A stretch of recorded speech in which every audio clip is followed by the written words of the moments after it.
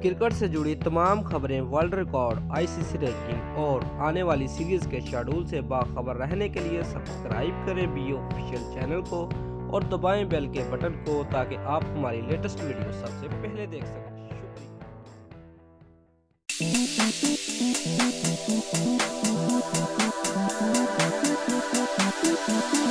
Views ball timing scandal में मुअत्तल ऑस्ट्रेलियावी नायब कप्तान डेविड वार्नर ने इंटरनेशनल क्रिकेट छोड़ने का ऐलान कर दिया है।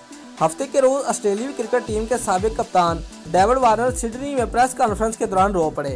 व्यूज गैर मुल्की खबरसां अदारे के मुताबिक डेविड वार्नर ने प्रेस कॉन्फ्रेंस करते हुए कहा कि जनूबी अफ्रीका में जो वाक़या हुआ उसकी जिम्मेदारी कबूल करता हूँ। जो कुछ हुआ मुझे उस पर शर्मिंदगी और अफसोस है। शायद ऑस्ट्रेलिया की जन्म से अब कभी दोबारा न खेल सकूं। व्यूज वार्नर का कहना था कि मैं अपने अमल का जिम्मेदार खुद हूं। ये मेरे लिए बड़े गर्व के लम्हात है। मैं खेल और साथियों से प्यार करता हूं। मैंने इन्हें धोखा दिया है।